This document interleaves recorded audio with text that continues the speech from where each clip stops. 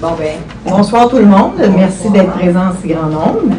Veuillez prendre note sur l'ordre du jour. On va ajouter le point 6.7, avis de motion sur le règlement, concernant le règlement de la tarification. On va retirer le point 4 et le point 12.6.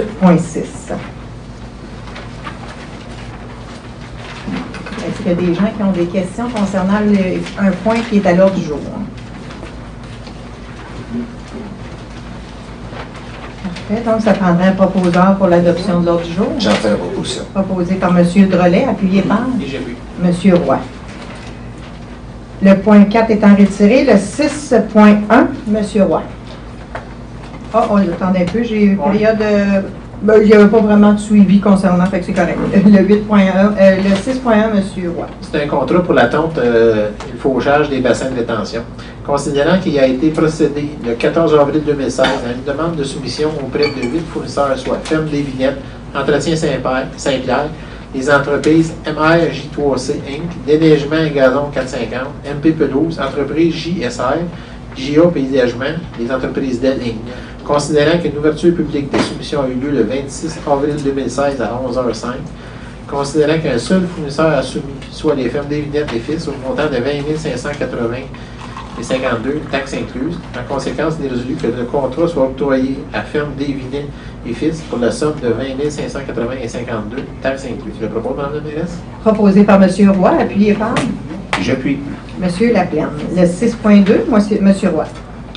C'est un autre contrat pour le fauchage de tonte de terrain vacant. Considérant que la Ville de Mercier doit procéder au fauchage et la tonte de terrain vacant sur son territoire, considérant que la Ville procède le 14 avril 2016 à une demande de soumission par voie d'invitation écrite pour 8 fournisseurs, soit Ferme des Vignettes et Fils, Entretien Saint-Pierre, les entreprises MRJ3C Inc., Déneigement et Gazon 450, MP Pelouse, Entreprise JSR, JA Paysagement, les entreprises d'El Inc., considérant qu'il a été procédé à une ouverture publique des soumissions le 26 avril 2016 à 11h30, considérant qu'une seule soumission a été reçue, soit celle de la société Ferme des Vignettes et Fils, Inc., au montant de 1 552,16 par couple, incluant la taxe, et que ce dernier est conforme. En conséquence, il est résolu que le contrat soit octroyé à Ferme des Vignettes et Fils pour la somme de 1 552,16 par couple, incluant les taxes.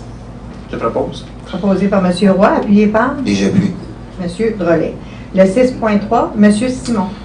Considérant que la Ville de Mercier doit procéder à l'achat de pièces d'uniforme pour la direction de la sécurité incendie, considérant qu'il a été procédé le 30 mars 2016 à une demande de soumission auprès de 4 fournisseurs, soit Promotionnel Plus, Uniplus, Uniforme Moderna, article promotionnel Daniel Dupuis, considérant qu'il a été procédé à une ouverture publique des soumissions le 12 avril 2016 à 11h05, considérant qu'une seule soumission a été reçue, soit celle de la Société Promotionnelle Plus, au montant de 14 185,08, incluant les taxes, et que cette dernière est conforme. En conséquence, il est résolu que le contrat de fourniture de diverses pièces d'uniforme pour la direction de la sécurité incendie soit octroyé à Promotionnel Plus pour la somme de 14 185,08, incluant les taxes. J'en fais la proposition. Proposé par M. Simon, appuyé par J'appuie. M. Roy. Le 6.4, M. Laplaine. Considérant que la Ville de Mercier doit procéder à l'achat de poussière de briques rouges et de paillis de cèdre naturel, considérant qu'il a été procédé le 21 avril 2016 à une demande de prix auprès de 4 fournisseurs, soit Matériaux Paysagers Savaria, Entretien S. Laro, Pépinière Moussy et Pépinière La Flèche, considérant qu'une seule soumission a été reçue, soit celle de la Société Matériaux Paysagers Savaria au montant de 13 607,29, incluant les taxes, que cette dernière est conforme. En conséquence, il est résolu que le contrat de fourniture de livraison de poussière de briques rouges et de paillis de cèdre naturel soit octroyé à la Société Matériaux Paysagers Savaria au montant de 13 607,29, incluant les taxes. J'en fais la proposition. Proposé par M. Laplaine, appuyé par J'appuie. Mme Anderson. Le 6.5, M. Roy. C'est le ramassage des branches pour 2016. Considérant qu'il a été procédé le 5 avril 2016 à une demande de prix de 5 fournisseurs, Service d'arbres Primo Inc., Émondage et abattage Dion, Émondage Saint-Germain, BMW Émondage, Service d'arbres Air Savard Inc. Considérant que les 2 fournisseurs ont déposé un prix, soit Service d'arbres Primo, au tarif horaire de 149 $, incluant les taxes, Émondage et abattage Dion, au tarif horaire de 158,95 incluant des taxes. En conséquence, il est résolu que le contrat de ramassage de branche 2016 soit octroyé à la Société des services d'arbres Primo Inc. au tarif horaire de 149 incluant des taxes. Je propose, Mme la mairesse. Proposé par M. Roy, appuyé par J'appuie. M. Simon. Le 6.6, Mme Sauvé. Bonsoir. La présente résolution vise à adopter le nouveau règlement de tarification. Il y a beaucoup de tarifs qui ont été mis à jour à la Ville et qui fait également suite à des demandes, notamment une demande des organismes accrédités. On avait des demandes des organismes de pouvoir avoir accès à la salle Roger Touga gratuitement pour les activités de levée de fonds et autres. Donc, le présent règlement vient accorder cette gratuité qui est demandée. Donc, je fais la proposition d'adopter le nouveau règlement de tarification. Proposé par Mme Sauvé, appuyé par Et j'appuie. M. Drolet. Le 6.7, Mme Sauvé. Toujours dans le même dossier du règlement de tarification, le Conseil souhaite approfondir ses réflexions sur certains aspects du règlement. Donc, on dépose un avis de motion parce qu'on va, dans le futur, apporter d'autres modifications au règlement. Donc, j'en fais le dépôt. Déposé par Mme Sauvé. Le 7.1, M. Simon.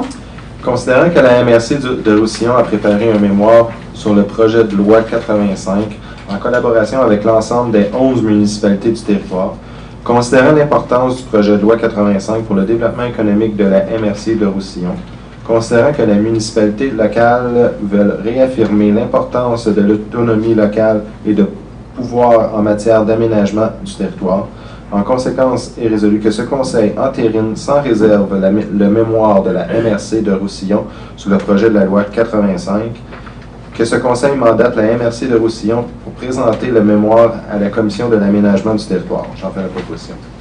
Proposé par M. Simon, appuyé par Et j'appuie. M. Laplaine. Pour votre information, c'est vraiment le projet de loi qui va nous permettre d'avoir du dézonage aux abords d'autoroute 30 et ainsi avoir accès à l'installation d'un parc industriel, ce qui est très bien pour les citoyens de Mercier et la ville de Mercier.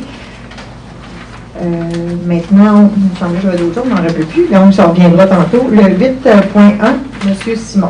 Considérant que 2 pompiers ont démissionné à l'automne 2015, soit messieurs Éric Boileau et Sylvain Roy, considérant que le poste a été affiché à l'externe du 8 au 22 février 2016, considérant la réception de 121 curriculum vitae pour ce poste, considérant que le comité de sélection a retenu 31 candidats pour l'examen écrit, desquels 28 se sont présentés, considérant que 9 des 31 candidats ont été convoqués à l'entrevue puisqu'ils ont obtenu au moins la note minimale de 70%, considérant qu'une note moyenne test écrit et entrevue ont été calculées pour ces 9 candidats. En conséquence, est résolu que ce Conseil, sous recommandation du comité de sélection de la Direction des ressources humaines et la Direction de la sécurité incendie, procède à la nomination de messieurs Mathieu Crevier-Morin et Alexandre Losti, que leur date d'entrée en fonction soit le 16 mai 2016, que leurs conditions de travail soient celles prévues à la Convention collective SPQ. J'en fais la proposition. Proposé par M. Simon, appuyé par Mme Henderson. Le 9.1, M. Simon. Considérant que le faut que je lise ce règlement. Donc, c'est le règlement modifiant le règlement 2009-856 décrétant l'imposition d'une taxe aux fins de financement des centres d'urgence 9.1. Il est ordonné et statué par règlement que ce conseil ce qui suit. Article 1, l'article 2 du règlement 2009-856 est remplacé par le suivant. À compter du 1er août 2016, est imposée sur la fourniture des services téléphoniques une taxe dont le montant est, pour chaque service téléphonique, de 46 sous par mois par numéro de téléphone ou dans le cas d'un service multilingue autre qu'un service Centrex par ligne d'accès de départ. Article 2. Le présent règlement entre en vigueur à la date de la publication d'un avis à cet effet que le ministre des Affaires municipales et de l'Occupation du territoire fait publier à la Gazette officielle du Québec.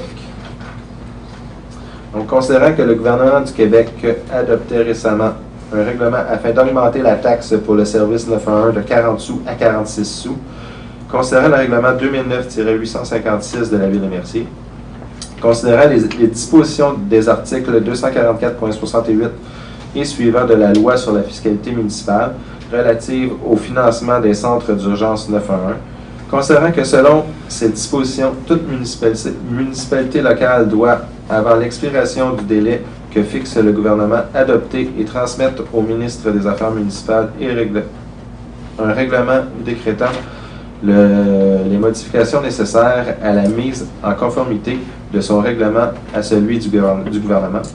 Considérant que l'article 244.69 de la loi sur la fiscalité municipale prévoit expressément que l'adoption d'un tel règlement n'a pas été précédée d'un avis de motion, en conséquence, est résolu que ce Conseil adopte le règlement 2009-856-01, modifiant le règlement décrétant l'imposition d'une taxe aux fins du financement des centres d'urgence 911 attachés à la présente résolution, qu'une copie de ce règlement soit transmise au ministre des Affaires municipales et de l'occupation du territoire. J'en fais la proposition. Proposé par M. Simon, appuyé par J'appuie. M. Laplaine. Le 9.2, M. Simon. Bon, un autre règlement. Règlement modifiant le règlement relatif à la sécurité routière. Il est ordonné et statué par règlement de ce Conseil ce qui suit. Article 1. Le sous-paragraphe suivant du paragraphe B de 47 du règlement 2009-856, le segment de la rue Marleau situé entre la propriété du 28 rue Marleau et le boulevard Salaberry est remplacé par le paragraphe suivant. Le segment de la rue Marleau situé entre la propriété du 28 rue Marleau et la propriété du 148 rue Marleau. Le sous-paragraphe suivant est inséré au paragraphe C de l'article 47 du règlement 2009-856.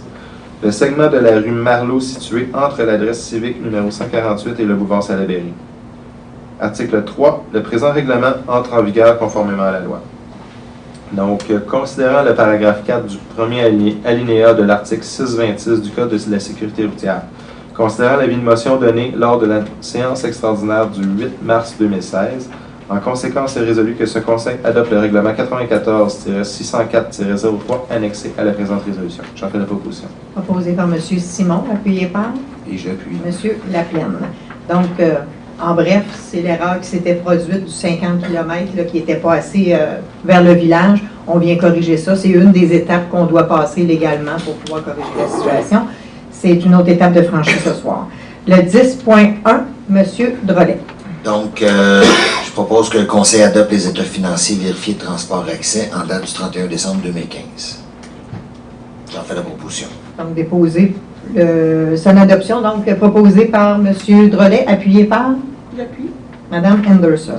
Le 10.2, Mme Henderson. Alors, c'est pour le dépôt du rapport trimestriel au 31 mars 2016, considérant l'article 105.4 de la loi sur les cités et villes, est résolu que ce Conseil prend acte du dépôt des états comparatifs de la trésorière au 31 mars 2016. J'en fais le dépôt. Déposé par Mme Henderson. Le 10.3, Mme Henderson. Alors, c'est pour l'approbation des comptes à payer d'avril 2016. Alors, au courant du mois d'avril 2016, il y a eu des comptes à payer. Il y a des comptes payés et à payer au montant de 689 473,11. Donc, que ce Conseil approuve la liste des comptes à payer du mois d'avril 2016 et qu'il autorise la trésorière à effectuer les paiements requis. J'en fais la proposition. Proposé par Mme Henderson, appuyé par J'appuie. M. Drolet. Le 10.4, M. Drolet.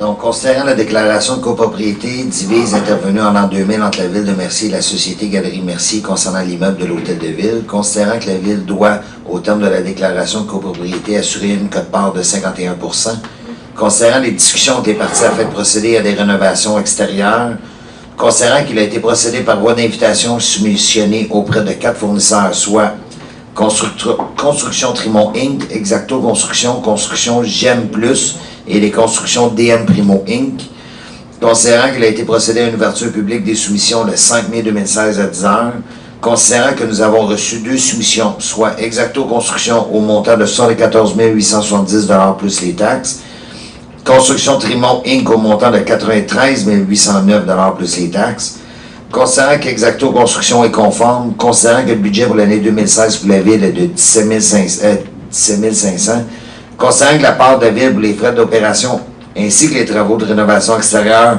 sont de l'ordre de 27 512,22.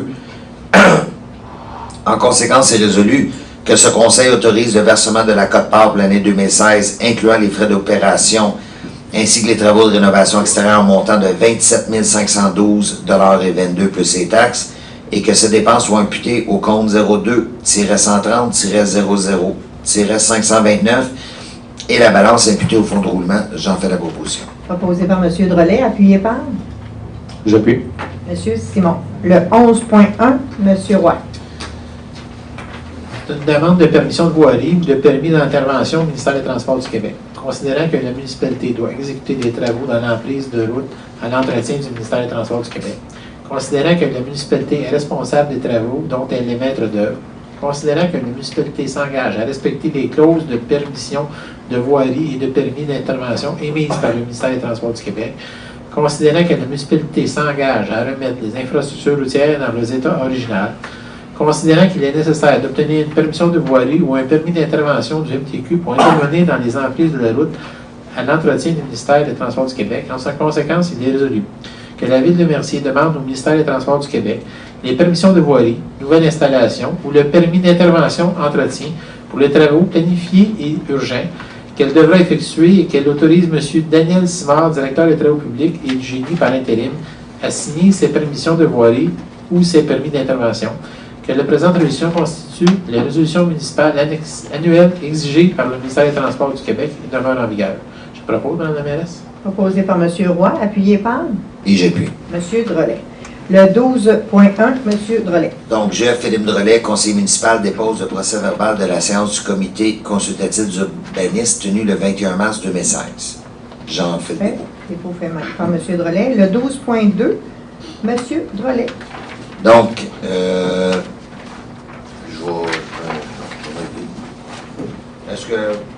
On n'a pas les micros, par exemple, pour monsieur? Non, bon, ben, je vais le lire, puis je vais vous laisser défiler si vous avez des questions.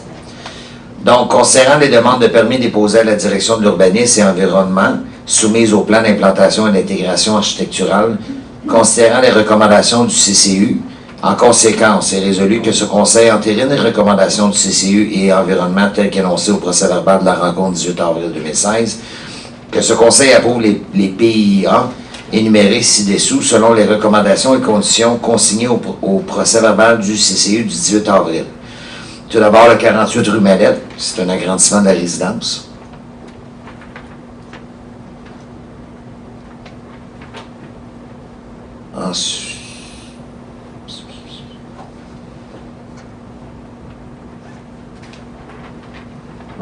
Ensuite de ça, le 980 boulevard Sainte-Marguerite, c'est une nouvelle enseigne.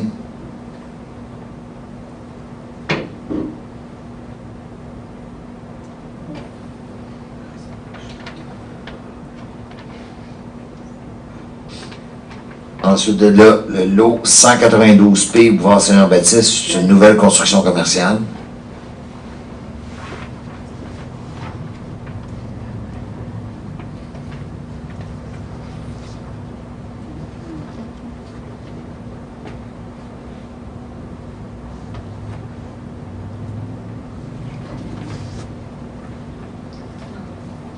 Ensuite de ça, le 1073 boulevard Saint-Jean-Baptiste, enseigne et façade.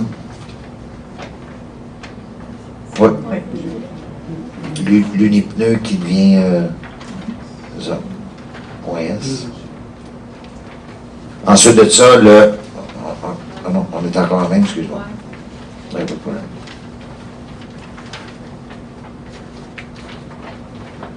Et ensuite de ça, le 464 boulevard Saint-Jean-Baptiste, c'est des installations de riflard. Donc, vous en faites la proposition. J'en fais la proposition. Proposé par M. Drolet, appuyé par J'appuie. M. Simon.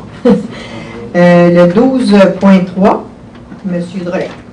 C'est une demande de dérogation mineure. Donc, concernant la demande de dérogation mineure 2016-32 afin de permettre l'installation de 4 oriflammes, alors que le paragraphe B de l'article 11.2.2.1.5 du règlement de zonage 2009-858 en permet un maximum de 2 par établissement.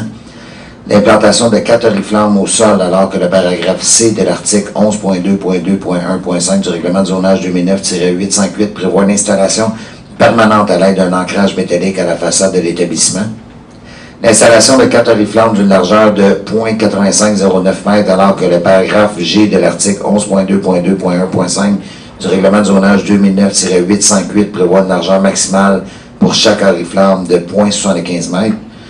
Considérant les délibérations des membres du CCU inscrites au procès-verbal de la séance du 18 avril 2016, considérant que le projet ne porte pas atteinte à la jouissance par les propriétaires des immeubles voisins de leur droit de propriété, considérant qu'il y aurait lieu de ne pas surcharger en affichage commercial la façade des établissements donnant sur le boursier en bâtisse, considérant la recommandation du CCU, en conséquence est résolu que ce Conseil accorde la demande de dérogation mineure 2016-32 aux conditions suivantes. Que soit refusée l'installation de 4 oriflammes, que soit permise l'installation de 2 au sol, que soit permis que chaque oriflamme a une largeur de 0.8509 m, le tout afin de ne pas surcharger en affichage commercial des espaces en façade des établissements. J'en fais la proposition. Proposé par M. Drolet, appuyé par Et j'appuie. M. Laplaine. Madame la mairesse, Oui. j'ai un désaccord vis-à-vis cette résolution-là. Je crois que par souci d'équité envers l'ensemble des commerçants, on devrait plutôt, le Conseil, opter pour une stratégie de révision du règlement au lieu d'y aller cas par cas avec une dérogation mineure. Je pense que c'est important l'équité et aussi assurer qu'on va avoir une harmonie visuelle et éviter la pollution visuelle. Donc, pour ces raisons, je demande le vote. Demandez le vote. Donc, Mme Sauvé demande le vote. Est-ce qui est en faveur de la proposition de M. Drolet? Madame Michaud, j'ai une question. Bon, on va terminer le vote. Après ça, je vous permettrai de faire. Donc, qui est en faveur du projet tel que proposé? 6. Qui est contre? Mais, Je vous permets de vous exprimer. non, mais c'est parce qu'avant de passer au vote, moi, je sais qu'il y a des citoyens, en fin de semaine, j'ai passé des pamphlets concernant la fête de quartier. Ils ont dit, ah, ben, tu sais, des fois, c'est parce que souvent, on a des débats, nous, à huis clos en arrière, mais ce qui fait en sorte que ça, je pense que ça aurait été un beau débat qu'on aurait pu avoir devant tout le monde. Ce qui fait en sorte qu'avant de voter, j'aurais aimé ça être capable de pouvoir exprimer mon point. Ce qui fait en sorte que Mme Sauvé a pu exprimer son point parce qu'elle demande le vote. Mais après ça, moi, quand je vote pour la proposition, ce qui fait en sorte que je peux juste m'exprimer à la fin, ce qui fait en sorte que des fois, on perd le fil. Ce qui fait en sorte que... Non, allez-y, donnez la commentaire. Mon commentaire, c'est qu'au niveau de l'équité, moi je cherche le CCU, au niveau de l'équité depuis que je suis élu ou depuis que je suis membre du CCU, on a accordé à certains commerçants, depuis notre élection en novembre 2013, le fait d'avoir des oriflammes. Ce qui fait en sorte que, en plus de ça, le 89% de nos revenus de taxes reviennent du résidentiel, ce qui fait en sorte qu'on veut développer notre commercial. Ce qui fait en sorte que si jamais on bloque, parce que oui, notre politique, on peut la réviser, mais en attendant de la réviser, vous venez faire la proposition concernant la grille de tarification avec un avis de motion tout de suite après qui vient dire, on la dépose, mais par contre, on va en modifier. Ce qui fait en sorte que notre modification concernant notre réglementation fait en sorte que, moi je pense qu'en attendant qu'on la prépare et qu'on la dépose, encourageons nos commerçants pour faire en sorte que notre revenu de taxe commerciale dépasse le 11%.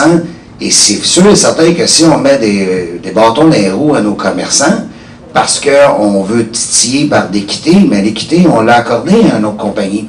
Ce qui fait en sorte que, puis je respecte votre opinion, c'est ça la démocratie, mais je pense que c'est important que le débat se fasse. On l'a eu, on l'a fait, mais moi je pense que je veux pas que vous vous sentiez ostracisé parce qu'on n'a pas appuyé votre proposition. C'est juste qu'il y a une logique en arrière de ça qui fait en sorte qu'elle est aussi valable que la vôtre. La seule affaire que c'est que je pense que ça vaut la peine qu'elle soit exprimée en public. C'est pour ça que je voulais prendre la peine. C'est excellent. Merci beaucoup, M. Drolet. Et je compléterai en disant, nous avons effectivement à l'arrière tout le monde convenu nous allons modifier ce règlement-là. On va le réfléchir, on va voir comment on va le modifier. Mais entre-temps, comme M. Drolet a dit, on l'a déjà autorisé à un autre. Je ne vois pas pourquoi on dirait lui à lui. Non. Alors qu'on sait qu'on veut le modifier pour pouvoir venir aider justement nos entreprises à faire du développement puis à attirer, qu'on soit plus attirant au niveau des entreprises sur notre territoire. Donc, le 12.4, M. Drolet. Donc, concernant la demande de dérogation mineure 2016-31, afin de permettre l'installation de 6 enseignes apposées sur la façade du bâtiment principal, alors que le paragraphe A de l'article 11.2.2.1.1 du règlement de zonage 2009-858 n'en permet qu'une seule. L'installation d'une enseigne sur le côté gauche du bâtiment principal, alors que le paragraphe B de l'article 11.2.2.1.1 du règlement de zonage 2009-858 prévoit que l'enseigne doit donner sur la rue. L'installation d'une enseigne sur socle ayant une hauteur de 5,8 mètres, alors que le premier alinéa de l'article 12.9.11 du règlement de zonage 2009-858 prévoit une hauteur maximale de 4 mètres. Une superficie d'affichage de l'enseigne sur socle de 5,9 mètres carrés, alors que le sous-paragraphe I du paragraphe B de l'article 11.2.2.1.3 du règlement de zonage 2009-858 prévoit une superficie maximale d'affichage de 3,5 mètres carrés. L'installation d'une enseigne apposée devant une porte ou une fenêtre, alors que l'alinéa de l'article 11.1.4 du règlement de zonage 2009-858 ne le permet pas. Concernant les délibérations des membres du CCU inscrites au procès verbal de la séance du 18 avril 2016, concernant que le projet ne porte pas atteinte à la jouissance par les propriétaires des immeubles voisins de leur droit de propriété, concernant qu'une demande de dérogation mineure est requise afin d'autoriser l'ensemble de l'affichage commercial, concernant la recommandation du CCU, en conséquence, est résolu que ce Conseil accorde la demande de dérogation mineure 2016-31 afin de permettre l'installation d'enseignes dérogatoires aux conditions suivantes. Que l'installation de 6 enseignes apposées sur la façade du bâtiment principal soit autorisée telle que présentée. Que l'installation d'une enseigne sur le côté gauche du bâtiment principal ne soit pas autorisée car l'enseigne sur ça contribuera efficacement à la visibilité de l'établissement commercial. Que l'installation d'une enseigne sur socle ayant une hauteur de 5,8 mètres ne soit pas autorisée car la hauteur libre sous l'identification de la bannière est suffisante pour bien identifier l'établissement commercial. Que la superficie d'affichage de l'enseigne sur socle de 5,9 mètres carrés soit autorisée telle que présentée et que l'installation d'une enseigne apposée devant une porte ou une fenêtre ne soit pas autorisée car elle viendrait surcharger la façade principale d'éléments d'affichage. J'en fais la proposition. Proposé par M. Drolet, appuyé par J'appuie. M. Simon. Le 12.5, M. Drolet. Donc, concernant la demande de dérogation mineure 2016-04, une demande modifiée afin de permettre la construction d'un bâtiment accessoire détaché de 8 pieds par 20 pieds dans la cour avant secondaire à 1,98 mètres de la limite de l'emprise de rue, alors que le paragraphe D de l'article 6.2.3.1.1 du règlement de zonage 2009-858 exige le respect de la marge minimale avant, soit de 7 mètres dans la zone H01-454.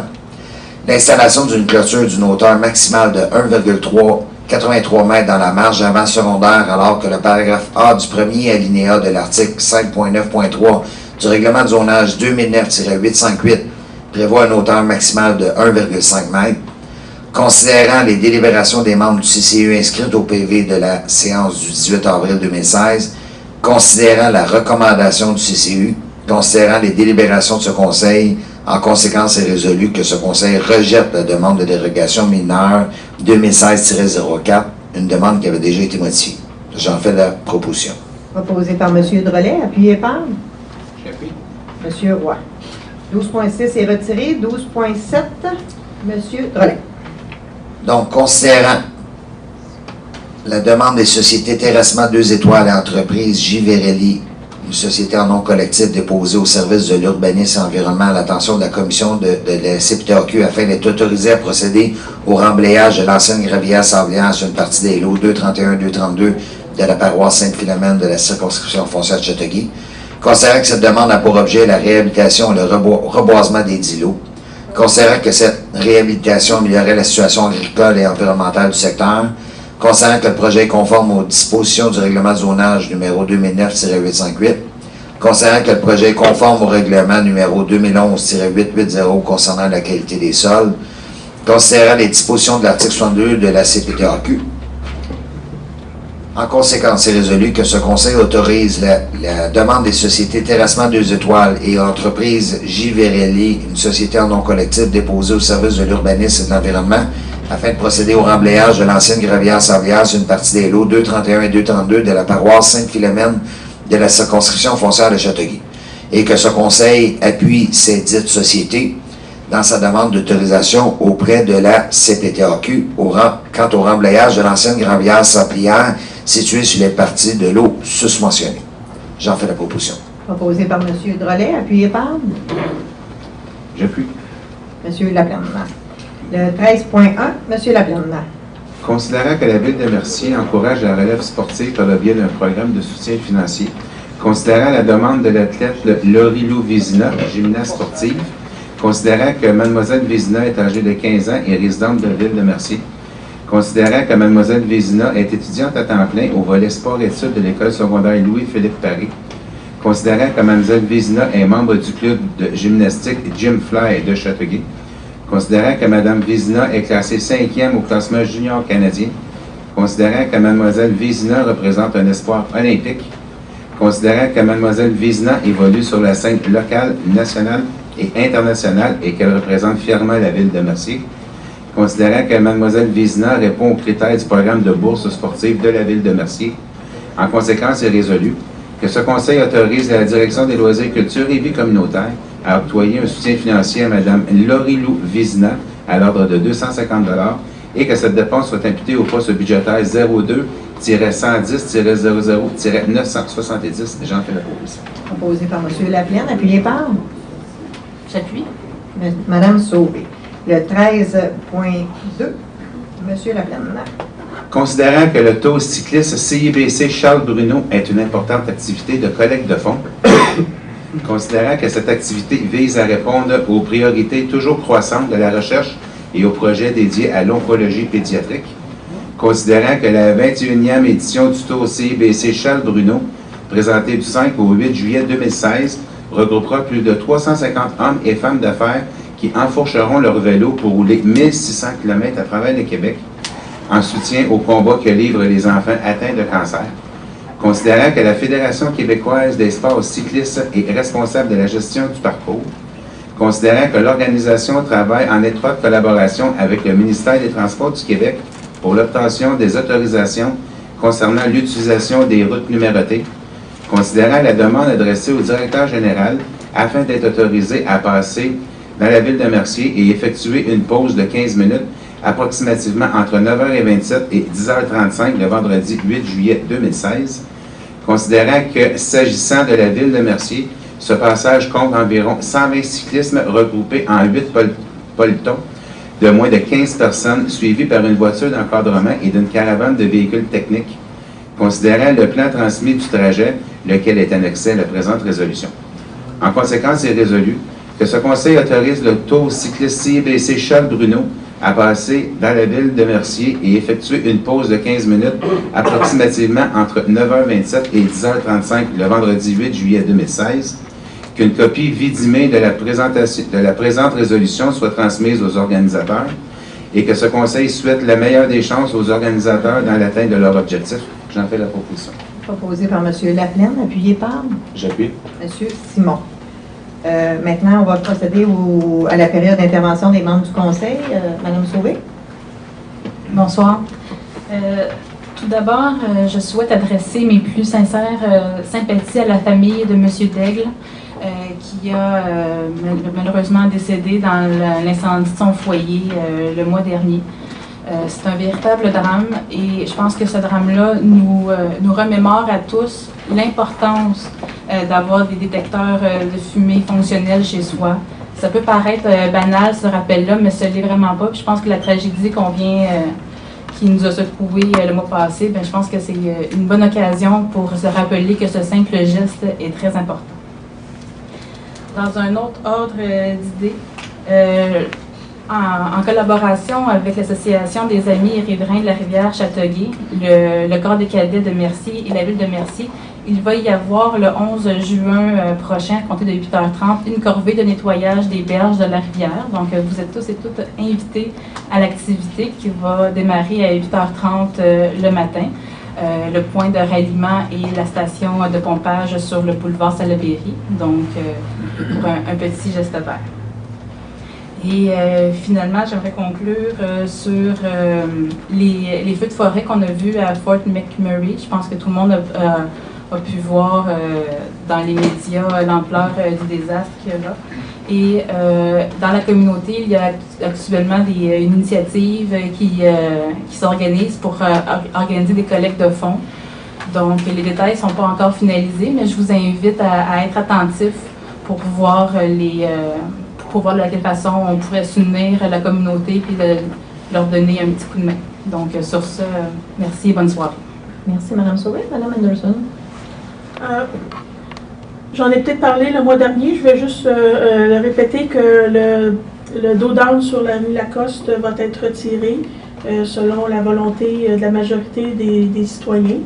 Ça va être fait aussitôt que le plan d'asphalte va être ouvert. C'est une des priorités qu'on dit qu'on va faire. Ensuite, comme deuxième information, je voulais juste mentionner qu'il y aura une fête de quartier dans le quartier numéro 2 au printemps. Ça sera le 18 juin prochain, samedi 18 juin prochain. Je suis en train d'organiser ça avec un groupe de citoyens. Fait que vous allez avoir ceux qui sont intéressés, surtout dans le quartier 2, mais les autres, on ne refuse pas personne. Il va y avoir un pamphlet qui va être distribué là, à toutes les maisons du quartier, fait qu'il va y avoir plus d'informations à ce sujet-là. Alors, c'est tout.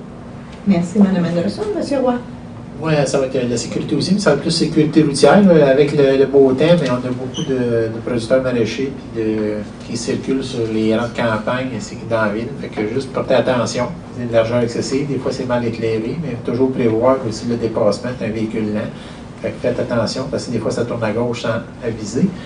C'est une question de sécurité. Puis même chose pour moi, pour la fête de quartier. Moi, je suis avec le quartier 4, le quartier à Philippe. On s'est unis ensemble pour faire la fête. Ça va se faire dans le parc Vatican. C'est un jour bien pour Raymond Pitt. Raymond Pitt. C'est ça. C'est tout pour ce soir. Merci, M. Roy. M. Laplaine. Donc, bonsoir à tous. Donc, un premier point, comme vous avez pu le constater, le drapeau de la Croix-Rouge a été hissé par la ville ici en avant. Donc, c'est important de souligner l'importance dans la communauté, autant provinciale qu'internationale, de la Croix-Rouge. Donc, c'était une bonne action de la ville de Mercier. Aussi, il y a des balançoires parents, enfin, qui ont été installés au parc des Côtes-du-Roi et au parc Loisel. Donc, si vous n'avez pas eu la chance de voir le fonctionnement, c'est vraiment, vraiment agréable pour les jeunes familles. Donc, je vous invite à aller visiter dans ces deux parcs. Il y a aussi du 10 au 16 avril, c'était la semaine des bénévoles, la semaine du bénévolat. Donc, j'aimerais rappeler l'importance aussi, au même titre que la Croix-Rouge, de l'implication citoyenne des bénévoles au sein d'une communauté. C'est extrêmement important si on veut avancer, si on veut changer les choses. Donc, c'est important. Donc, j'aimerais remercier tous les bénévoles pour leur temps et leur dénouement. C'est vraiment apprécié. Cette année, j'ai aussi l'honneur d'être président du Art et Saveur deuxième année. Donc, ça va se faire le 17 et le 18 septembre au parc Loisel. Donc, c'est sûr que ça va être un petit peu plus petit la deuxième édition, parce que vu que la première édition, c'était en vertu du 50 ou du 175e de la ville de Mercier. Donc, cette année, on va reconduire le rallye. Donc, il va y avoir un rallye. Je ne sais pas si les gens se souviennent, là, quand on a inauguré l'année de festivité, on avait eu un rallye.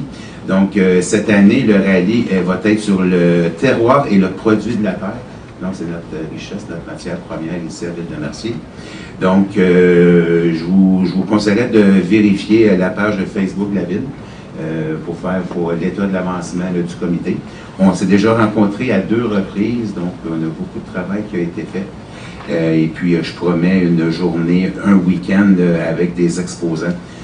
Au même titre que l'année dernière, il va y avoir 20 à 24 exposants à peu près, avec des surprises pour les familles. Donc, c'est un rendez-vous. Donc, je vous demande de réserver votre 17 et 18 septembre pour le Art et Saveur deuxième année. Donc, c'est tout pour moi. Je vous souhaite une excellente soirée. Oh oui, excusez-moi, Mme la mairesse. De notre côté, merci M. Simon, notre fête de quartier, elle se fait conjointement avec mon collègue M. Simon du quartier numéro 5. Donc, ça va être au parc Loisel le 20 août. Beau temps, cette année, beau temps, mauvais temps. On va y aller avec notre bon jugement. Donc, vous êtes tous invités là, au parc Loisel le 20 août pour la fête de quartier de 5 et 6. Parfait. Merci, M. Laplaine. M. Simon. Oui, moi aussi, je me joins à ma collègue, Mme Sauvé, pour souhaiter une sincère condoléance aux enfants et à la famille de M. Marc Degg, qui est décédé lors de l'incendie de sa résidence. Puis, bon, j'ai plusieurs points aussi après. Concernant, il y a une page Facebook présentement qui circule d'un regroupement que je nommerai pas, ça ne vaut même pas la peine de faire la promotion. Il suscite des interrogations que j'aimerais répondre à ma façon. Il parle d'une hausse de taxes plus élevée que ce qu'on avait annoncé de 5,75 %. Effectivement, il y a certains citoyens qui ont dû subir une hausse de taxes plus haute que 5,75 %. Dans l'inverse, il y en a plusieurs qui ont dû, heureusement pour eux autres, avoir moins que 5,75 %. Parce que là, on parle d'une moyenne. Si on parle d'une moyenne, c'est plus haut, on additionne tout, puis on divise et ça donne une moyenne. Donc, c'est sûr qu'il y en a plus haut, il y en a plus bas, mais en bout de ligne, c'est 5,75 % d'augmentation pour les résidences en moyenne. Dans le dossier de la police, dans les journaux, on a pu lire des annonces qui étaient faites, que les 4 autres villes se sont entendues, que le syndicat s'est entendu avec la ville de Châteauguay. À ma connaissance, encore, l'entente entre les villes voisines n'a pas été ratifiée. Donc, l'entente, il n'y en a pas. En réalité, c'est tant et aussi longtemps qu'il n'est pas ratifié, il n'y a pas d'entente. Et l'offre à laquelle ils se sont supposément entendus, la ville de Mercier n'a jamais eu cette offre-là. Donc, on ne peut pas se pencher sur une offre qui ne s'est jamais été faite. Pour ce qui est de l'entente entre la police, ils nous annonçaient 6 % d'augmentation sur 8 ans. Mais dans les faits, c'est 2,5 % par année sur 8 ans. On parle de 20 %, 14 % de plus d'augmentation sur 8 ans qu'annoncé en gros titre de 6 %. Donc, quand on voit les gros titres, il faut faire attention, il faut lire plus loin et regarder plus tard les événements qui suivent. Point de vue de la circulation, c'est vrai que lors de notre campagne électorale, le Parti Avenir Mercier, on avait dit que nous allions proposer au ministère une nouvelle configuration des feux de circulation, puis nous l'avons fait. On a eu des réponses du ministère. Premièrement, le feu au coin de José-Pelletier et la 138 a été mis permanent. Donc ça, c'était une de nos demandes. C'était fait. Pour celui du coin de Loisel-Bourdeau et celui du coin de Marleau, le ministère du Transport a accepté, après avoir fait les études, a accepté notre proposition. Par contre, il reste juste à faire les pleins devis de ces deux feux de circulation. C'est quoi qui ralentit le processus? C'est que maintenant, nos dossiers ne sont plus traités ici à Châteauguay. Ils ont été transférés premièrement à Montréal, dans le bureau de Montréal. Et même avant qu'on ait une personne ressource pour travailler le dossier, nos dossiers ont encore été transférés au bureau de Longueuil. Donc là, mais là, il y a une personne qui a été attitrée à nos dossiers. Fait que Mme Michaud, M. Chalifou vont travailler avec cette personne-là pour enclencher le processus le plus rapidement possible pour ces deux feux de circulation-là, comme on avait annoncé à notre campagne électorale. Pour le règlement de nuisance, oui, effectivement, les citoyens sont venus ici pour nous demander une journée de quiétude, au moins le dimanche, pour pas de travaux, pas de ci, pas de... Puis, bon. Mes collègues, Mme Sauvé et Mme Anderson, se sont penchés, ils ont travaillé fort, puis je ne sais pas si les travaux sont terminés, mais ils doivent être sur le bord d'être terminés. Donc, au lieu de... nous, on a décidé, au lieu d'ajouter, modifier un règlement, on a décidé de prendre le règlement à l'ensemble et le revoir en entier, au lieu de rajouter. De toute façon, quand on fait un ajout, ça prend 3, 4, 5 mois faire l'ajout dans le règlement. On est aussi bien de prendre le temps et regarder le règlement dans l'ensemble et arriver avec une proposition. Puis après ça, 4 mois après, le règlement va passer. Et la demande des citoyens a été prise en compte. Donc, sur ça.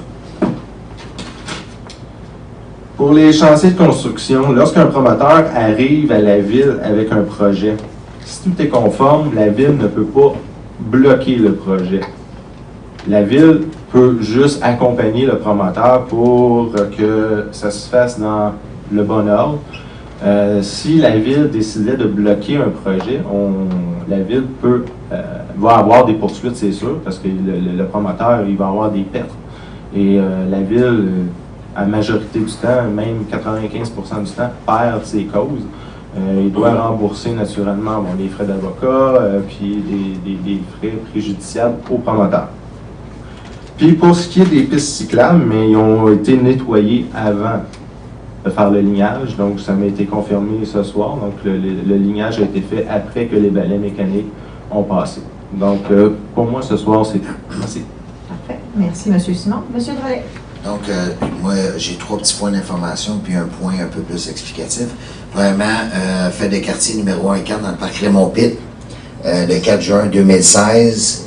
Donc, les papiers, les invitations ont été envoyées. J'ai déjà commencé à avoir des réponses. Si jamais il y a des gens qui sont intéressés à être bénévoles, je peux vous donner mon courriel. Deuxièmement, les jeux d'eau devraient être prêts pour le 4 juin. Le béton est en train de se faire mouiller, de sécher, et ainsi de suite. Donc, c'est pas le 4, ça va être le 3. Je suis très optimiste. Ensuite de ça, on va refaire la façade ici. Je pense qu'elle était plus que due. Donc, je pense que ça va faire du bien, un petit vent de fraîcheur. Et troisièmement, j'aimerais reprendre un point que Monsieur Simon a pris tantôt. Nous, en tout cas, je dis nous, je nous inclus en tant que ville, et puis je parle du conseil de ville et puis l'administration en place. Moi, lorsque je me suis présenté en politique, c'était vraiment pour avoir une approche service à la clientèle. Tu sais, puis quand j'étais jeune, mes parents n'ont jamais vu leur conseiller municipal. Moi, depuis que je restais là, je le voyais ici, mais c'est pas un reproche. C'est vraiment, il ne faut pas le voir, il faut y aller au 2e niveau. Et moi, j'ai vraiment décidé de dire, je veux savoir, tu as un problème avec ton bonhomme d'eau. Tu as un problème parce que le puisard, il déborde. Tu as un problème parce que ça roule trop vite. Tu as un problème, n'importe quel problème que tu as, je veux le savoir. Parce que c'est moi qui va aller se représenter devant vous dans 4 ans. Fait qu'à partir de ce moment-là, le conseil de ville ici et puis l'administration ont décidé de mettre des mesures en place. C'est la technique du petit pas. C'est-tu parfait à 100%? Non. Mais par contre, le conseiller municipal est informé, ce qui fait en sorte que c'est encore un service à la clientèle optimisé.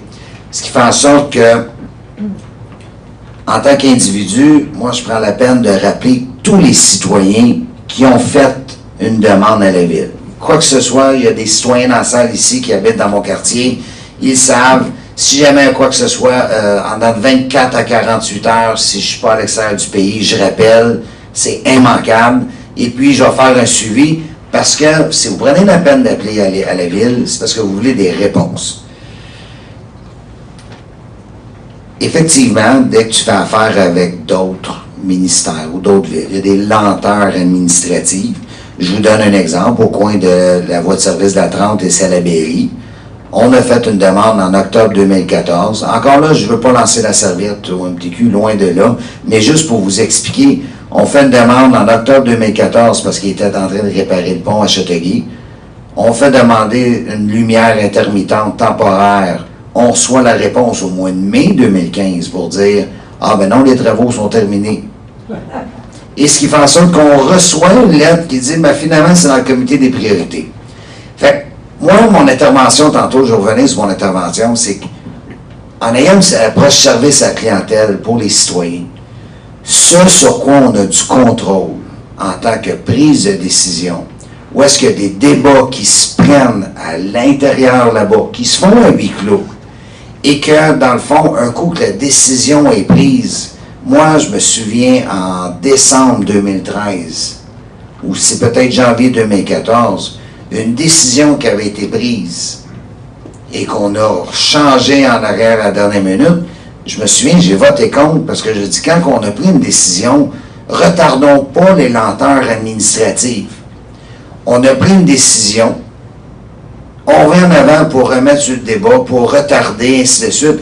En attendant, on fait souffrir des lenteurs administratives alors que le débat et la place avaient été prises. Et je ne suis pas sûr que dans l'approche service à clientèle, c'est bon pour les citoyens. Si jamais on avait eu ça, on n'avait pas eu la chance d'en parler. J'aurais été le premier à dire, oups, time out, il faut avoir la peine d'en parler. Quand on a la chance d'en discuter, ou au moins qu'on annonce ses couleurs, tu sais, dire, ben regarde, moi même les discussions, je suis toujours pas d'accord, mais pas rester sur la prétention que tout est beau, tout est fin, puis après ça, c'est là que je pense qu'il y a des lenteurs administratives, c'était mon point. Parfait, merci M. Drolet. Il y a une chose que je peux vous garantir, c'est que M. Drolet fait effectivement son travail de conseiller sur le terrain de façon très assidue. Même titre que les autres membres du conseil, tout le monde a vraiment une approche service à clientèle très développée, qui n'est pas parfaite, mais qu'on continue à vouloir développer et à mettre en place des méthodes qui vont améliorer les situations. Mais effectivement, M. Drolet ainsi que tous les autres membres du conseil, on essaie d'être le plus proactif possible quand un citoyen nous fait une demande. On essaie d'y répondre le plus rapidement possible, ainsi que tout l'appareil municipal, évidemment. Monsieur Chalifou, c'est votre tour. Est-ce que vous avez des points? Rien de particulier? Parfait. Donc, de mon côté, je veux juste vous rappeler que le 6 juin prochain, à Longueuil, la Commission de la protection du territoire agricole va être présenté le dossier sur la carrière avec le dynamitage dans le rang Sainte-Marguerite. Donc, toutes les personnes qui souhaitent être présentes lors de cette audience qui est à 9 h le matin, je vous invite à nous en informer à la Ville de Mercier parce que l'endroit, normalement, d'une audience, c'est limité. Nous, on les a déjà informés qu'on prévoyait beaucoup de personnes. Ils ont changé d'endroit. Maintenant, ça va se passer à l'hôtel Sandman, près du métro à Longueuil. Ça va se passer à cet endroit-là. Donc, il y a une salle qui est plus grande. Mais d'ores et déjà, si on sait plus précisément le nombre, eux, ils ont des murs qu'ils peuvent enlever là, pour pouvoir faire des endroits plus grands pour accueillir le plus grand nombre de personnes qui voudront venir. Évidemment, il y a une mobilisation citoyenne qui est importante. Il y a aussi une mobilisation de partenaires qui est importante. Actuellement, on a l'appui de la la Communauté métropolitaine de Montréal, la CMM. Ils nous ont appuyés là-dedans. On a l'appui de la table des préfets qui regroupe 3 MRC dans notre région. On a évidemment l'appui de notre MRC à nous qui a procédé au changement de la réglementation nous permettant de l'interdire maintenant sur le territoire de la Ville de Mercier. Mais comme cette demande-là avait été faite avant, elle bénéficie d'un droit acquis, c'est pour ça qu'on est obligé de continuer. On a aussi 300 quelques municipalités au Québec qui font partie d'un regroupement qui vont aussi nous appuyer dans cette démarche-là. Donc, il risque d'y avoir beaucoup de personnes présentes le 6 juin prochain à Longueuil et je vous invite tous et toutes à nous en informer si vous êtes intéressés à venir avec nous. Pour votre information, vendredi passé, nous avons reçu cette brique de documents qui est une étude complémentaire de la part du promoteur qui a déposé auprès de la Commission de la protection du territoire agricole afin de les convaincre de changer leur orientation préliminaire. Évidemment, beaucoup de travail est là-dedans à faire de la part de la Ville avec nos consultants. On s'est rencontrés hier, la rencontre était déjà planifiée à l'avance, donc ça s'est rentré vendredi. Évidemment, hier matin, il n'y avait pas eu le temps de passer au travers, mais on a d'autres rencontres de prévues là, très rapidement parce que la date butoir est le 6 juin. Et je peux vous dire qu'on travaille fort pour être prêt, tout le monde, le 6 juin, puis on a besoin de l'appui de tous vous autres. Donc ça, c'est le premier point. Le deuxième point, on vous informe déjà que le 14 juin prochain, c'est le deuxième mardi du mois de juin, il va y avoir la séance du conseil à l'habitude à 20h, mais à 19h, il va y avoir une conférence de presse à laquelle vous êtes conviés.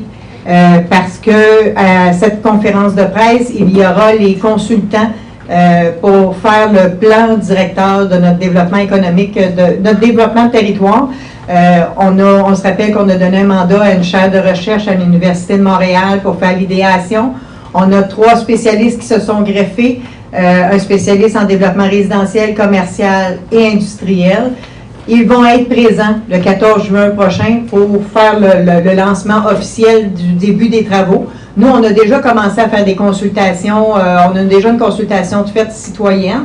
On en a d'autres qui vont venir en cours du processus. Mais juste pour vous dire, le 14 juin prochain, vous êtes conviés à 19h, il va y avoir la conférence de presse avec plus de détails à venir. Entre-temps, les citoyens qui souhaiteraient, ou les organismes qui souhaiteraient nous donner leurs commentaires, leur avis, que ce soit par le biais d'un avis, d'une lettre, d'un mémo ou d'un mémoire, on vous invite à le faire, à l'envoyer à la direction des communications, à la Ville de Mercier. Et évidemment, tout ça va faire partie de la grande réflexion avec les 4 consultants qu'on a pour, en bout de piste, avoir le meilleur plan directeur de notre territoire.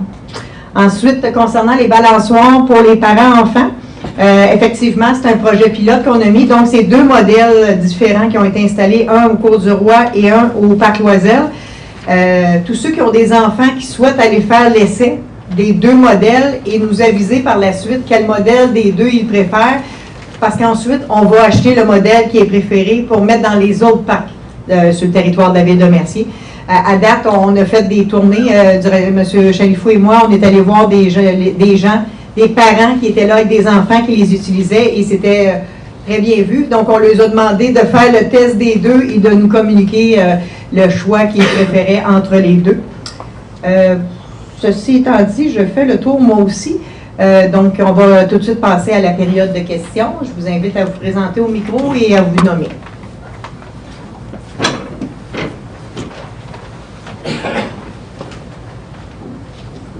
Bernard Mallet, 17 rue Lalonde. Moi, je suis un gars qui fait pas mal de vélo. Et quand on prend Laurent Marleau pour descendre en bas, puis il y a 2 voitures qui se rencontrent, l'accotement, c'est vraiment dangereux. Est-ce que vous allez refaire Laurent Marleau pour au moins que ce ne soit pas si dangereux que ça?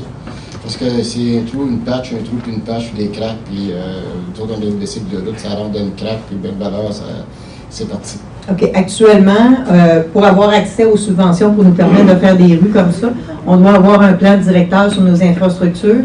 La direction ils sont en train de travailler là-dessus. On doit avoir ça avant de procéder. Eux, là-dedans, on va avoir des priorités.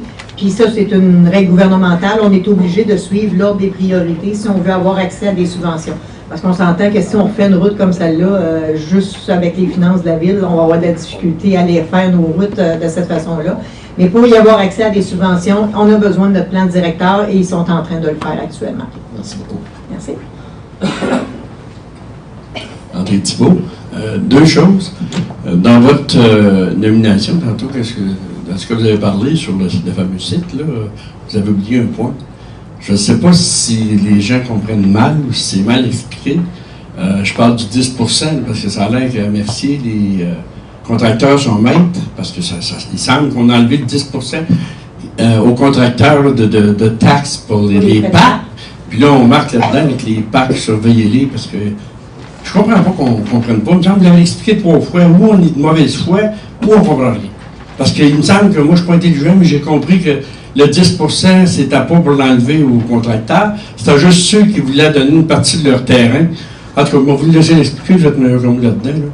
Mais en tout cas, ça n'a pas l'air d'être compris encore. Bien, si vous me permettez, je vais effectivement donner l'information pour les gens qui ne seraient pas au courant. Effectivement, nous avons fait une modification au règlement pour les frais de parc. Parce que quand il y a un relotissement d'un terrain, qu'il soit un petit terrain ou un grand terrain, le règlement qu'on avait précédemment disait 10 de frais de parc. Donc, par exemple, quelqu'un qui a un grand terrain, qui souhaite le relotir pour en donner une portion à son enfant pour qu'il puisse se construire, il devait donner 10 de frais de parc selon la valeur marchande. Fait que si le terrain vaut 100 000, il fallait qu'il donne 10 000 à la Ville pour le fonds de parc. On trouvait ça totalement injuste et ça venait mettre un frein aussi au redéveloppement pour la densification qu'on est obligé de rencontrer maintenant par des lois provinciales. Par contre, comme vous disiez tantôt, ça vient aucunement empêcher le 10 de frais de parc pour un nouveau développement d'un promoteur.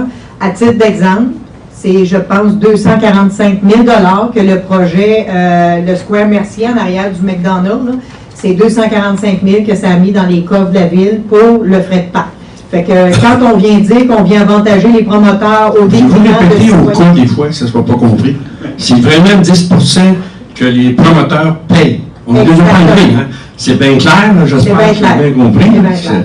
Et c'est pas juste les promoteurs, c'est tout projet qui nécessiterait le prolongement des infrastructures municipales pour desservir.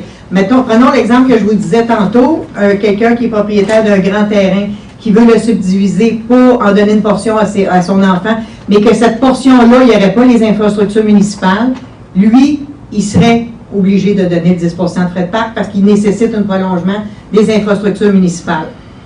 Comme c'est le cas pour les projets de promoteurs, quand ils viennent faire des nouvelles rues, ils ont besoin de donner 10 % de frais de parc. Mais prenons exemple la rue de l'Église, il y en a plusieurs projets qui se sont faits, là, qui subdivisent, qui font un relotissement. Ceux-là, ils ne seront pas assujettis aux 10 % de frais de parc. OK. Une troisième fois, ça veut dire que les parcs n'en souffriront pas parce que les gens continuent à payer pareil.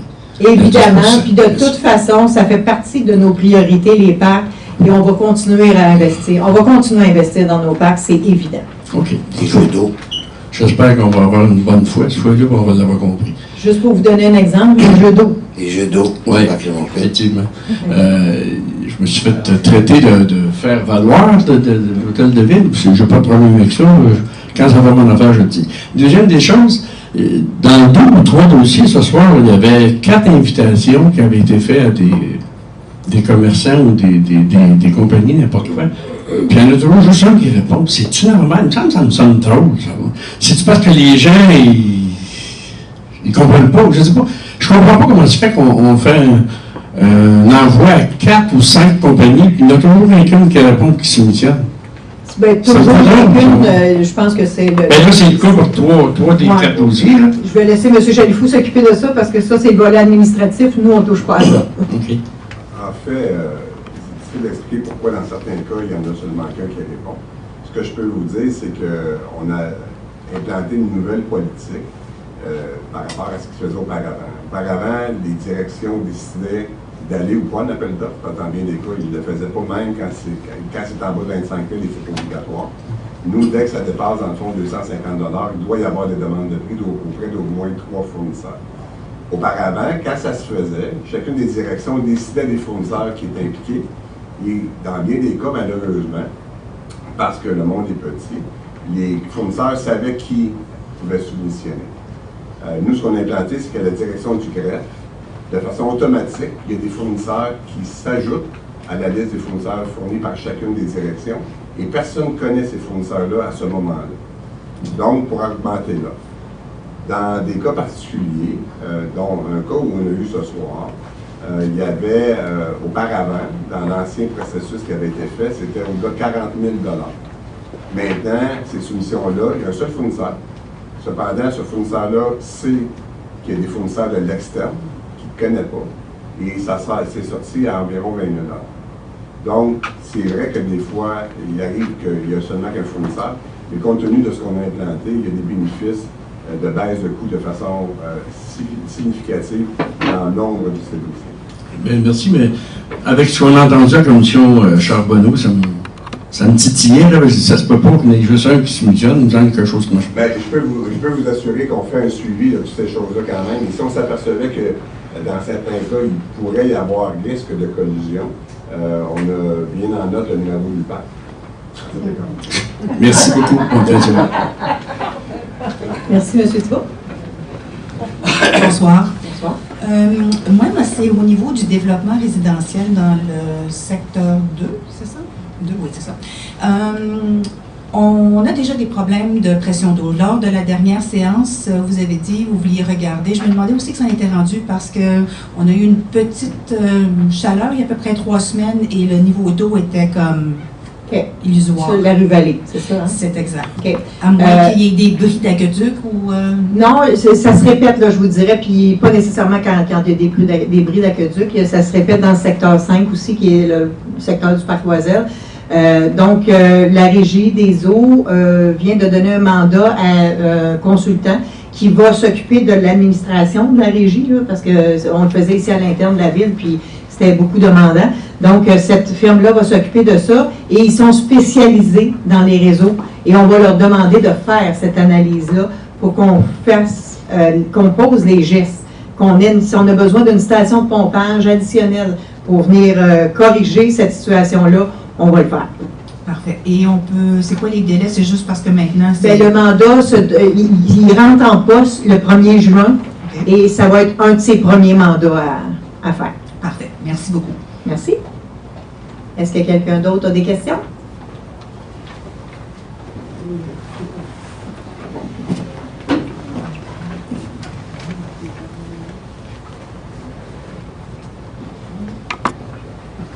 Mon nom est Sylvain Jourdouin, j'habite sur Salaberry. Bonsoir. Moi, c'est ça pour donner suite à M. Drolet.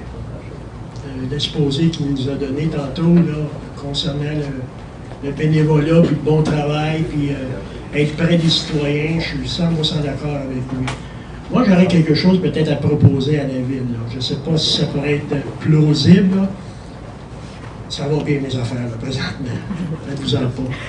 Exemple, OK? On se promène, on a à se présenter à la ville, OK? On a un problème quelconque. La première personne qui nous reçoit, c'est la secrétaire. Fait que là, on doit lui expliquer notre problème. Elle, à ce moment-là, va nous diriger vers un fonctionnaire, plus ou moins. C'est qu'à un moment donné, je trouve qu'on va se perdre là-dedans. Là. On ne sait pas à qui s'adresser réellement. Je me disais, s'il y avait un intermédiaire direct, là, direct, OK, vous êtes tous des intermédiaires directs, citoyens, avec le fonctionnaire, mais s'il y a quelqu'un qui ferait un job de bénévole ou encore créer un poste qui aiderait à acheminer le dossier afin de connaître des réponses, là, avoir des délais, qu'est-ce qui se passe dans mon dossier. Moi, je ne veux pas appeler M. Drolet 10 fois, là, mais cette personne-là pourrait être une personne clé qui nous aiderait à acheminer nos demandes. Parce que je regarde, il y a des dossiers qui, exemple, il y a une petite chose stupide, là, je ne veux pas donner d'exemple, là, j'ai un ami qui va déménager à l'étranger, là. Il vient de vendre sa maison, puis il y a des complications pour une stupidité qui n'a aucun sens, là. Mais ça tarde. Fait que là, ils vont son temps appeler le fonctionnaire, on veut se un rappel, il n'y a pas de réponse. Mais si la personne intermédiaire serait là, probablement qu'elle pourrait, sans bouger, pousser les dossiers, mais au moins donner une chance à la personne afin de savoir qu'est-ce qui se passe réellement. Je vous donne un autre exemple, OK? Pourquoi je dis ça? C'est qu'à un moment donné, on n'est pas tout au courant de ce qui se passe au niveau des fonctionnaires, qui travaillent pas. On a vu faire une demande, puis le poste a été remplacé par quelqu'un d'autre. Là, on se ramasse, à un moment donné, on recommence à case départ. Ça fait que là, on se retrouve, on est un petit peu perdu. Puis je pense qu'il y a beaucoup de gens qui viennent de faire des demandes à la ville, mais pour ces raisons-là, ils préfèrent se retirer, s'occuper, puis pas déranger. Puis même, il y a des gens qui ne connaissent même pas le nom de leur conseiller. Ça fait que ça, éventuellement, si ce poste-là, un peu, je ne dirais pas comme un ombudsman ou essayer de défendre la part, mais essayer de guider un guide à travers tout ça. Parce que, tu sais, appeler M. Drolet 10 fois dans ma semaine, là. Mais vous savez que moi, ça, j'aime ça, hein. Ça, je peux vous garantir. Ouais, mais toi, tu fais de la politique, c'est pas pareil. Non. Monsieur, on s'assure que le service aux citoyens est bien rendu. Si ça, c'est appelé de la politique, je suis contente d'en faire. Je vous dis pour quelqu'un qui ne sait pas exactement où aller, nous diriger. Monsieur Untel, appelle-le, tu vas voir, fais une demande, rencontre-le, ça va aller dans ton dossier. Souvent, les gens sont en attente. On ne veut pas venir achaler à la ville non plus. Là. Non, on veut juste voir une petite lumière pour que ça nous aide. C'est ce que j'ai vécu dans le passé. À souhaiter que je ne vivrai pas dans le futur. C'est un peu ça. Okay. On en prend bonne note. Je vais vous dire, on est en train d'analyser justement cette situation-là. Le premier aspect, on est en train de regarder pour avoir un guichet unique. Quand le citoyen va avoir quelque chose, il va s'adresser à un endroit et c'est cette personne-là qui va être en mesure de le diriger. Fait qu'on est en train de regarder ça. Et parallèlement à ça, je vous dirais, on a un directeur général qui fait des heures assez impressionnantes et qui, étant un être humain, va nous flancher si on ne fait rien pour l'aider. Donc, on est en train de... On va commencer ça demain, je pense, là. Une affectation temporaire pour venir justement faire le suivi de toutes les tâches. On ne peut pas lui demander de faire le suivi de toutes les tâches puis toutes les choses quotidiennes, en plus de s'occuper des gros dossiers comme le développement économique, puis la carrière, puis la police, puis tous ces dossiers-là. Fait que donc, ça commence demain, on fait une affectation temporaire, on va voir comment ça va aller, Et par la suite, si c'est concluant comme on le pense, il y aura un poste créé, mettons, à plus long terme, mettons pour 1 an, avec une option d'1 an, pour permettre vraiment d'assurer tout le monde dans ses chaises comme il faut. On a eu beaucoup de rotation au niveau des travaux publics, à la direction des travaux publics. Ça a fait en sorte que c'est tombé sur ses épaules. Donc, pour combler tout ça, là, on lui amène une ressource additionnelle qui va lui permettre de se dégager de ce quotidien-là, puis se consacrer plus. Et en même temps, on est en train de regarder comment on peut faire pour avoir un guichet unique, pour que les citoyens puissent s'adresser à un endroit et qu'après ça, tout va couler. Mais votre idée rentre exactement dans notre philosophie.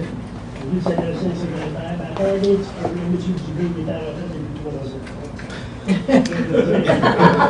puis, un autre exemple, on veut aussi mettre en place des façons d'avoir des calendriers de travaux. Prenons par exemple les gazons qui ont été maganés durant l'hiver par la charrue ou par le déneigement des trottoirs. Bien, on a une liste de ça. Là, les gens ils appellent aux travaux publics, ils disent qu'ils ont un problème, c'est rentré dans le système, mais ils ne savent pas quand est-ce qu'on va y aller. Là, ce qu'on souhaite, c'est avoir une façon de l'avoir à l'avance, ce calendrier-là, pour pouvoir dire aux gens, d'ores et déjà, quand ils vont appeler, déjà leur dire, c'est enregistré dans le système, mais je peux déjà vous dire que votre secteur, c'est prévu dans telle semaine que ça va être fait. Fait que c'est ce qu'on veut, puis par la suite, quand M. Drolet disait qu'on était informé quotidiennement des choses qui se passaient dans nos secteurs, moi, j'ai tout d'habitude, on m'informe, mais chaque secteur, quand la requête va être transférée au conseiller, à la mairie puis au directeur général, que déjà, on ait l'information de ce qui a été dit aux citoyens. On s'en vient vers ça. Rome, c'est pas bâti en une journée, mais on s'en vient vers ça.